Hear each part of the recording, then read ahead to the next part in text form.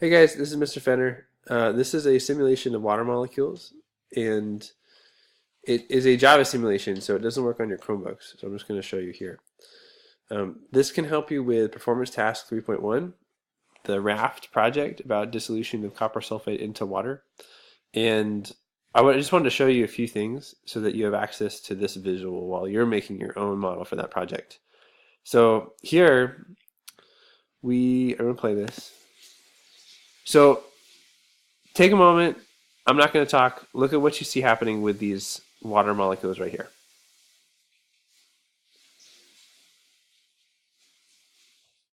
Okay, maybe pause your video right now and think about what you noticed.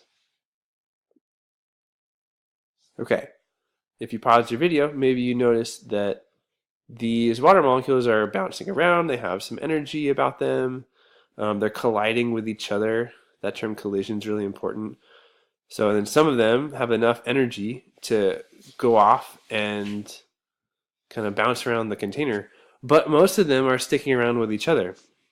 Remember that water it's a polar molecule, so it has a positive and a negative end.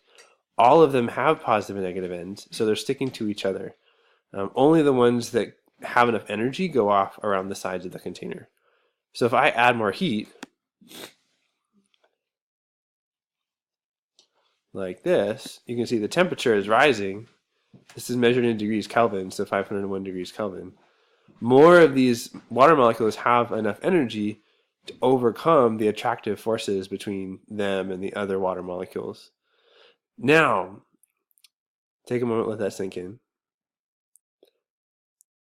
Now imagine that you drop some copper sulfate into this water, like you did in your lab last week, or whenever you did it, if you're watching this video a little bit later. There's copper sulfate somewhere around here. It falls to the bottom of the container. What's going to happen? That copper sulfate is comprised of positive and negative ions. And these water molecules are all polar, so they have a positive and negative end. But they're only going to be able to break off a piece of that salt crystal if they collide with the crystal of copper sulfate. And so all these molecules over here, and over there, and over there, and there, and there, they're not going to be colliding with that copper sulfate crystal. And so they're not going to be able to dissolve it. Maybe there's a happy medium.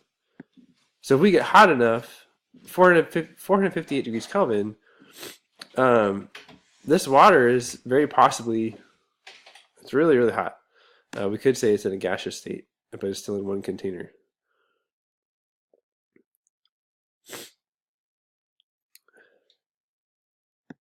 So 273 degrees Kelvin is 0 degrees Celsius. So 320 degrees Kelvin is around 50 degrees Celsius-ish. That's still pretty warm. So you might have been testing your experiments last week at 50 degrees Celsius. This might be a visual of what your water molecules looked like. If you drop some copper sulfate in there, there's a lot of collisions, there's a lot of energy. But if we take this energy out and go down to maybe 282 degrees Kelvin, that's maybe around 73, about 9 degrees Celsius. So if any of you used an ice water bath, this is what your water molecules might look like now. At this point, you may want to pause your video, go back about 30 seconds and see how the molecules looked compared to now. Imagine there's a copper sulfate crystal in there. And again, it can only dissolve if you have a collision between the water molecule and that copper sulfate.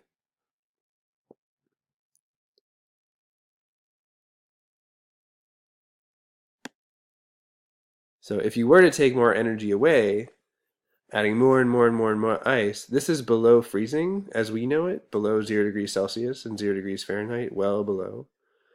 If we go all the way down to 0 degrees Kelvin, this is absolute zero. This is pretty much the theoretical temperature.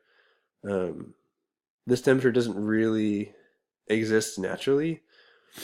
Maybe in space, maybe. But scientists have tried to create this in a lab to see what would happen if molecules are literally not moving.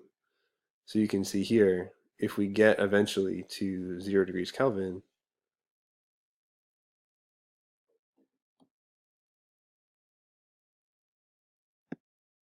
then our water molecules have no energy at all. They're not moving. And so if you were to drop copper sulfate in here, first of all, this would be frozen. The copper sulfate would sit on top. Copper sulfate would not dissolve because the water molecules wouldn't be able to collide with that copper sulfate and pull the ions off of that salt crystal. So hope that helped.